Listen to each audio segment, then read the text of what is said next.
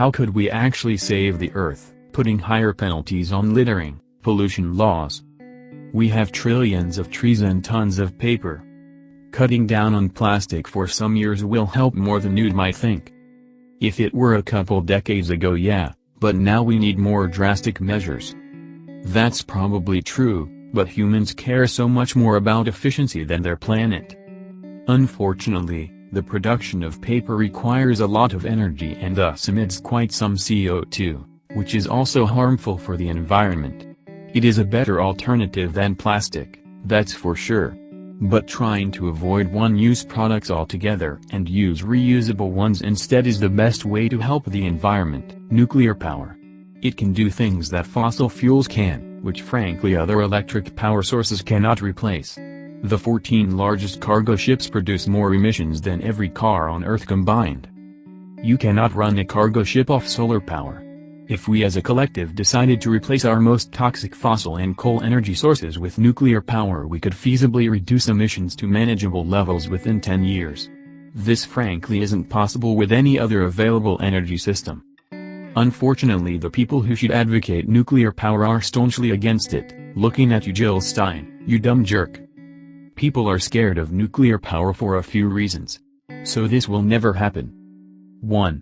Nuclear energy is associated with nuclear weapons. This alone frightens people into being hardcore opponents. 2.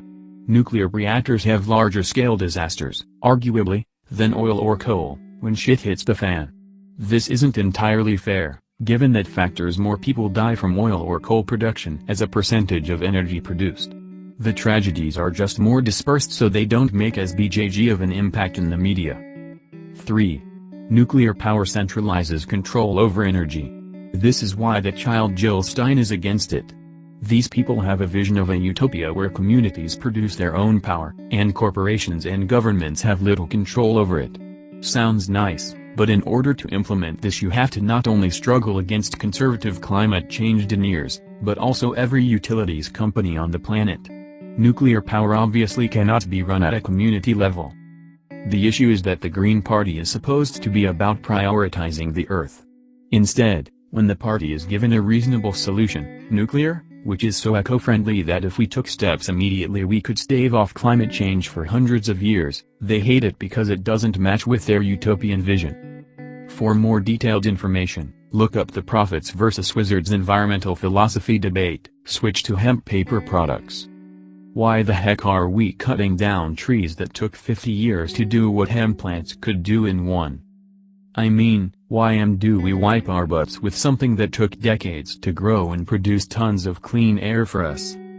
CA's first large-scale hemp farm was announced today by SoCal Farms LLC in Lancaster, only a few weeks after industrial hemp was given the green light by the CA legislature.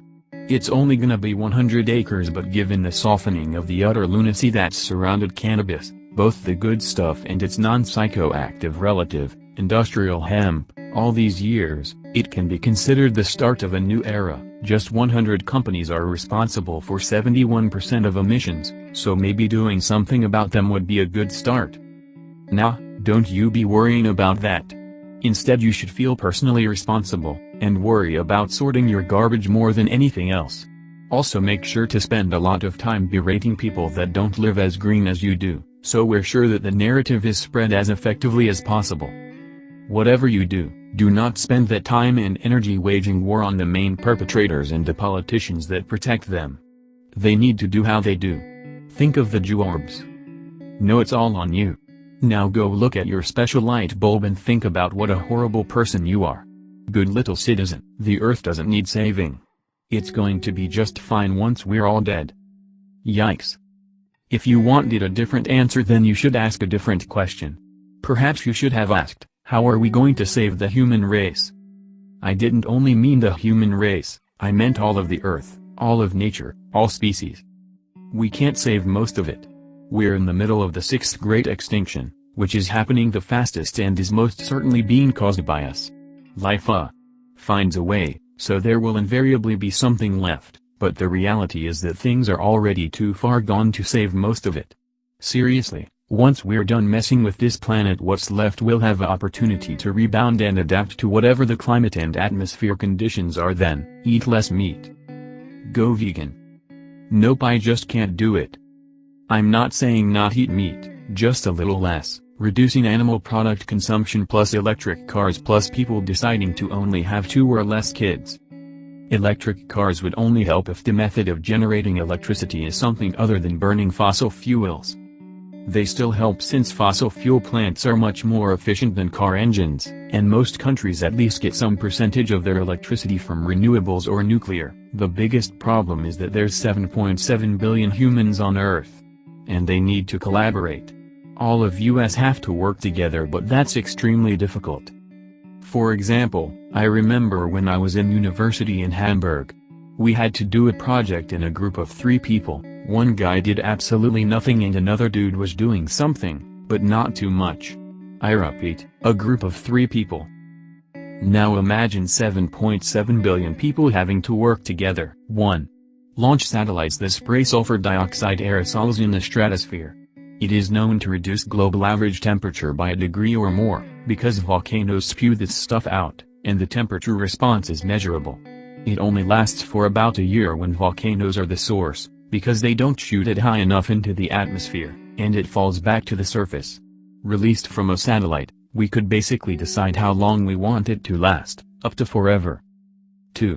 Ocean fertilization, release high concentrations of iron oxide dust into the ocean, spread across a wide area. This is known to boost plankton populations, which removes carbon dioxide and also fertilizes the ocean. This has actually been done, we know it works. But as soon as international politics gets involved, nothing is possible, because no nation has the right to unilaterally engineer the climate, but we'll never reach a consensus on what to do. Going vegan. Adopting children rather than reproducing. Buying foods in bulk rather than packaging. Make your own hygiene products and reuse containers. Use metal straws, or any reusable material really. Buy less things. Quit fast fashion. The list goes on. Overpopulation is really the issue here. There are just too many of us on this planet. We can't sustain our growth without seriously changing the way we live our lives, waste management, agriculture, and transportation. Without transitioning all of our gas, diesel engines to electric, including cargo ships and planes, and the update all electricity generation to renewable resources, not carbon-based, we are wrecked. There is just too much CO2 in the atmosphere and plastic in the oceans. Humans haven't devised a way to efficiently scrub the CO2 out of the air. The second issue is plastics. We need to stop producing them today and only use materials that can easily be recycled and/or biodegrade within 10-15 years. It's a grave thought, but a world epidemic that removed 90% of all humans from the earth would really help us out in the long run. I disagree. Overpopulation is not the problem and the solution isn't to eliminate 90% of the population either.